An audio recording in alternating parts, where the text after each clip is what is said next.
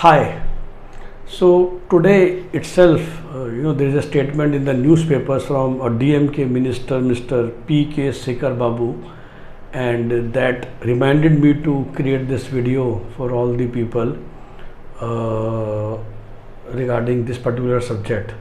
And that is something which is very, very unique, particular, but nobody talks about on a day-to-day basis, which is in India, especially since the EVM have come into picture, you can get as a politician or anybody, and that is how Prashant Kishore lives and survives, or his entire business model lives and survives and thrives, is basically to get polling booth level data.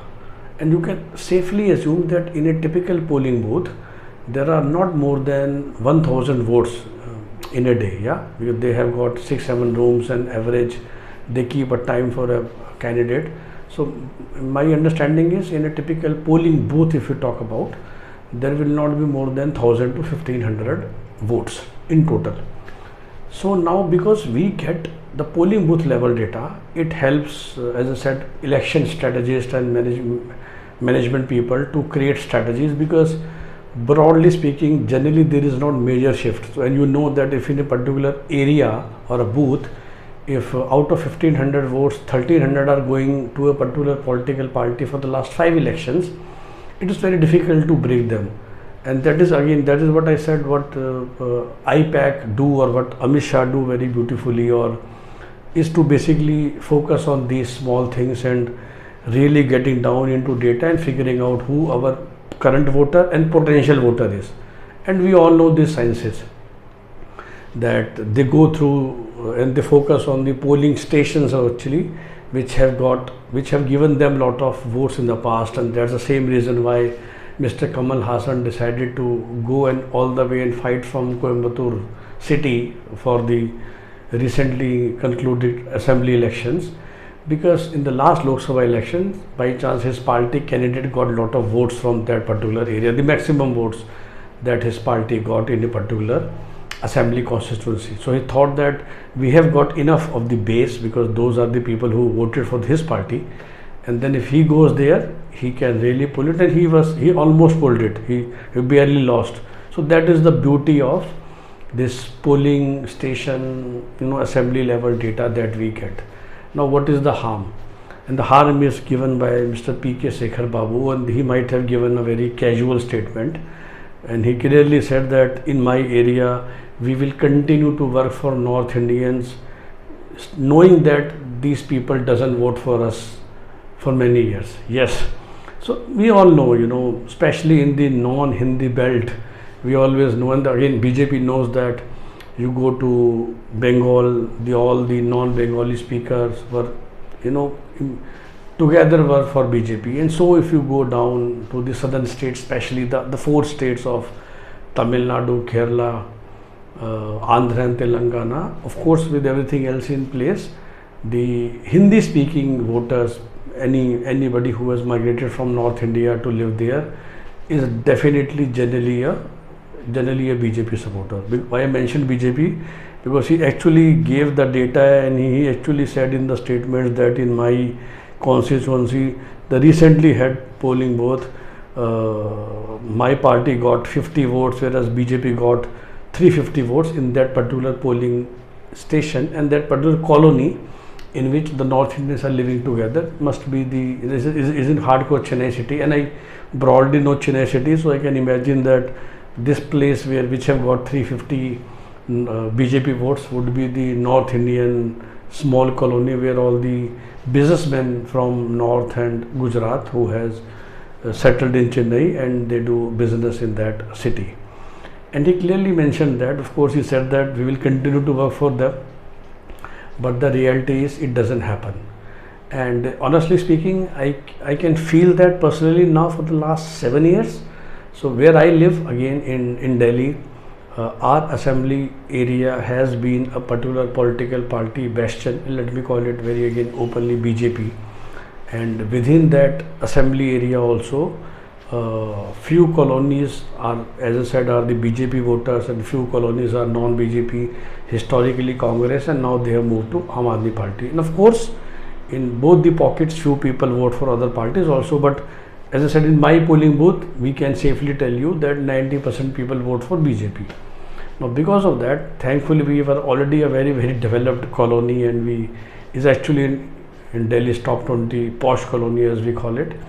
But in the last 6-7 years the focus on the budget has really gone down. So as I said, everything else was anyway in place. There were 2-3 roads which were supposed to be remade, and we all know these days that RC roads are getting built, and we are actually at the least priority. Our particular area or our particular block, which constitutes about 1500 to 2000 votes, because 90% of these votes go to the other party, and right now we have Aam Aadmi Party legislator in our area, and that is what it happens across India. So let me tell you, because of this fear, sometimes people have to vote for a winning candidate. And this thought actually will answer your question, or many people ask me, why Vivek, why there are few people who always are neutral and they vote for the winning candidates. So that is the reason, because the meaning of Sabka Saath Sabka Vikas, it actually took me also many years to understand that, because most of us always read this to be a Hindu-Muslim kind of stuff, that when Modi said this, basically he is trying to say that I will take Muslims along with me. I don't think so that is the reality. I think what he meant and what he was trying to convey, which happens, which I will give you examples, is that we will work for the people who even do not vote for us. And it's not only Muslims, it's basically within Hindus also, BJP and non-BJP voters. So other than Delhi, one of the states which is very close to my heart and where I go very regularly is Haryana, which is also my home state. And now if you talk to any Haryanvi, and so I have a friend who lives in Hisar, I have a friend who lives in Rohtak, and I have a close friend who lives in Karnal. Why I mentioned these 3 cities, it's amazing. So the current chief minister for the last 6 years is from Karnal city. Before that, for the continuous 10 years from Rohtak belt, which is Mr. Bhupender Singh Hooda, and before that, beat Mr. Chautala, beat Bhajan Lal, it was always the Hisar belt. Actually both comes from that area. So when he asked my Hisar guy how things are happening, he said, now it is average. Earlier it used to be exceptional. Rohtak guy says the same, and Karnal guy says earlier it was nothing, now it is average. So what they meant, or these people doesn't know each other. So when the chief minister was from Hisar, and I always say you have a limited budget. So if you have 100 rupees, let's say Haryana actually have got 90 seats. So for simplicity, let's take it 90 rupees for 90 assembly constituencies. So a Sabka Saath Vikas chief minister will allocate 1 rupee to every constituency. But what Bansi Lal or Bhajan Lal, sorry, not Bansi Lal, he was from Bhiwani, but Bhajan Lal or O.P. Chautala used to do, out of this 90 rupees, 30 rupees would be allocated to Hisar, and then the rest 60 rupees mostly to the constituencies from where their MLAs are coming, the winning MLAs. That is what Hooda also did. So out of those 90 bucks, 60 rupees were given to Rohtak, to Sonipat belt, and that's why in the last assembly constituency elections also, most of the people from those areas only win for Congress. Whereas BJP chief minister, he allocates 1 rupee equal to all the 90 constituencies. That's why sometimes the BJP voters are also not very happy, because they were expecting the same kind of bias, which is not happening in the rule of BJP.